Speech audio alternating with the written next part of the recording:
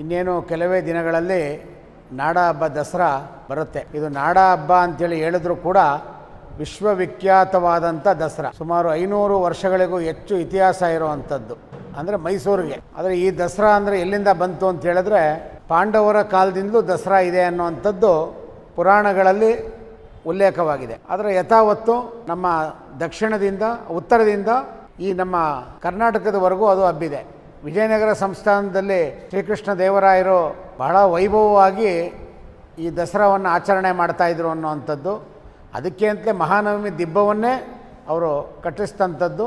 ಇವತ್ತಿಗೂ ಕೂಡ ಅದು ಹಾಗೇ ಇದೆ. ಅದನ್ನು ಮೈಸೂರು ಮಹಾರಾಜರು 500 ವರ್ಷಕ್ಕೂ ಹೆಚ್ಚು ವರ್ಷಗಳಿಂದ ಆಚರಣೆ ಮಾಡ್ಕೊಂಬಂತಾ ಇರುವಂಥದ್ದು ಗೊತ್ತಿದೆ. ಅಂದರೆ ದಸರಾ ಅನ್ನುವಂಥದ್ದು ಮೈಸೂರಿನಲ್ಲಿ ಹುಟ್ಟಿದಂಥದ್ದಲ್ಲ, ಇದು ಬಂದಂಥದ್ದು ಇತಿಹಾಸದಿಂದ ಉತ್ತರದಿಂದ ಬಂದಂಥದ್ದು ಅಂತ. ಹಾಗೆ ಮೈಸೂರಿನ ಮಹಾರಾಜರು ಕೂಡ ಅವರು ಮೈಸೂರನ್ನ ನೆಲಗಟ್ಟಿಕೊಂಡು ಕಟ್ಟಂಥದ್ದು ಮೂಲತಃ ಮೈಸೂರಿನವರಲ್ಲ, ಅವರು ಉತ್ತರ ಭಾರತದಿಂದಲೇ ಬಂದಂಥವ್ರು. ಸೊ ಪುರಾಣ ಮತ್ತು ಇತಿಹಾಸ ಎರಡರಲ್ಲೂ ಕೂಡ ಇವೆಲ್ಲವೂ ಕೂಡ ಉಲ್ಲೇಖ ಆಗಿದೆ. ಸೊ ಇವತ್ತು ಮೈಸೂರಿನ ದಸರಾದಲ್ಲಿ ದಕ್ಷಿಣ ಕನ್ನಡದ ಒಂದು ಸಾಹಸ, ಸಾಂಸ್ಕೃತಿಕ ಅಭಿಮಾನದ ಒಂದು ಕ್ರೀಡೆ ಕಂಬಳದ ಉತ್ಸವ. ಆ ಕಂಬಳದಲ್ಲಿ ವರ್ಷ ಇಡೀ ದುಡಿದಂಥ ರೈತ ಮತ್ತು ಅವನ ಜೊತೆಗೆ ಕೆಲಸ ಮಾಡಿದಂಥ ಕೋಣಗಳು, ಇದರ ಒಂದು ವೈಭವೀಕರಣ ಮತ್ತು ಅದರ ತಾಕತ್ತು, ಅದರ ಪ್ರದರ್ಶನವೂ ಕೂಡ ಹೌದು. ಆ ಕಂಬಳದ ಉತ್ಸವವು ಕೂಡ ಕಡಿಮೆ ಇಲ್ಲ. ಯಾವ ರೀತಿ ತಮಿಳುನಾಡಿನಲ್ಲಿ ಜಲ್ಲಿಕಟ್ಟು ಅನ್ನುವಂಥ ಒಂದು ಉತ್ಸವ ಇದೆ, ಅದಕ್ಕೆ ಸರಿಸಮವಾಗಿ ನಮ್ಮ ಕರ್ನಾಟಕದ ಹೆಮ್ಮೆಯ ಒಂದು ಉತ್ಸವವೂ ಕೂಡ ಇದು. ಮೈಸೂರಿನಲ್ಲಿ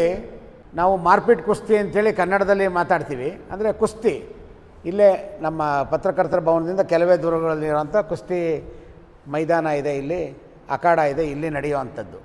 ಆ ಕುಸ್ತಿಗೆ ಮೈಸೂರಿನ ಮಹಾರಾಜರು ತುಂಬ ಪ್ರೋತ್ಸಾಹವನ್ನು ಕೊಟ್ಟಂಥವರು.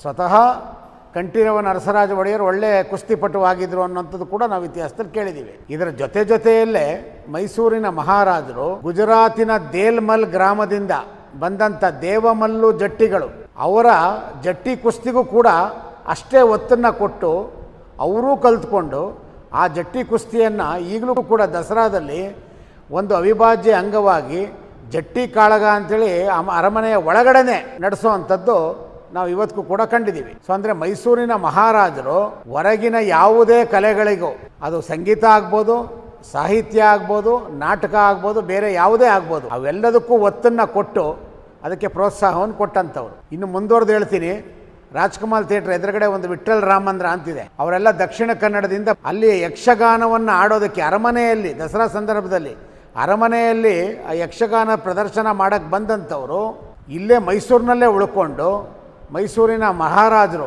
ಅವ್ರಿಗೆ ಅಂತೇಳಿ ಜಾಗಗಳನ್ನು ಕೊಟ್ಟಂಥದ್ದು, ಅವರ ಸಂಘವನ್ನು ಸ್ಥಾಪನೆ ಮಾಡಿದಂಥವ್ರು. ಜೊತೆಯಲ್ಲಿ ಒಂದು ರಾಮ ಮಂದಿರ ಇವತ್ತಿಗೂ ಕೂಡ ವಿಠ್ಠಲ್ ರಾಮಂದ್ರ ಅಂತ ಹೇಳಿದ್ರೆ ಶ್ರೀರಾಮ್ಪೇಟೆಯಲ್ಲಿ ರಾಜ್ಕುಮಾರ್ ಥಿಯೇಟರ್ ಎದುರುಗಡೆ ಇವತ್ತಿಗೂ ಕೂಡ ಪ್ರಸಿದ್ಧಿ ಆದಂಥದ್ದು. ಅವರು ದಕ್ಷಿಣ ಕನ್ನಡದಲ್ಲಿ 100 ವರ್ಷದ ಹಿಂದೆ ಬಂದು ಇಲ್ಲಿ ನೆಲೆ ಕಂಡುಕೊಂಡಂಥವ್ರು. ಅಂಥದ್ದೇ ಒಂದು ಭಾಗ ಮೈಸೂರಿನಲ್ಲಿ ಈ ವರ್ಷ ಆಳುವ ಸರ್ಕಾರ ಮತ್ತು ಪುತ್ತೂರಿನ ಶಾಸಕರಾದಂಥ ಅಶೋಕ್ ರೈರವರ ಒಂದು ಮುಂಚೂಣಿಯಲ್ಲಿ ಅವರ ಒಂದು ಹಿತಾಸಕ್ತಿಯಿಂದ ಮೈಸೂರಿನಲ್ಲಿ ಈ ಕಂಬಳದ ಉತ್ಸವವನ್ನು ಏರ್ಪಾಡು ಮಾಡೋದಕ್ಕೆ ಒಂದು ವ್ಯವಸ್ಥಿತವಾದಂಥ ಎಲ್ಲ ಒಂದು ಕಾರ್ಯಕ್ರಮಗಳನ್ನು ಹಮ್ಮಿಕೊಂಡಿದ್ದಾರೆ. ಅದು ಕಂಬಳ ಬರ್ತಾ ಇದೆ ಅಂಥೇಳಿ ಗೊತ್ತಾದ ತಕ್ಷಣ ಮೈಸೂರಿನಲ್ಲಿ ಪರಿಸರದ ಪ್ರೇಮಿಗಳ ಹೆಸರಿನಲ್ಲಿ ಇರುವಂಥ ಸಂಘ ಸಂಸ್ಥೆಗಳು ಸ್ವಯಂ ಪ್ರೇರಿತವಾಗಿ ಅವರೇ ಎದ್ದು ಕಂಬಳ ಇಲ್ಲಿಗೆ ಬರೋವಂಥದ್ದು ಬೇಡ, ಪರಿಸರ ನಾಶ ಆಗುತ್ತೆ, ಬರ ಇದೆ, ಇನ್ನೊಂದು ಮತ್ತೊಂದು ಅಂಥೇಳಿ ಹೇಳಿ ಬಹಳ ದೊಡ್ಡ ಗುಲ್ಲನ್ನು ಎಬ್ಬಿಸಿ ಅದಕ್ಕೆ ವಿರೋಧ ಮಾಡ್ತಾ ಇರುವಂಥದ್ದನ್ನು ನಾವು ಇವತ್ತು ನಮ್ಮ ಮೈಸೂರು ರಕ್ಷಣಾ ವೇದಿಕೆ ಅದನ್ನು ಖಂಡಿಸ್ತಾ ಇದ್ದೀವಿ.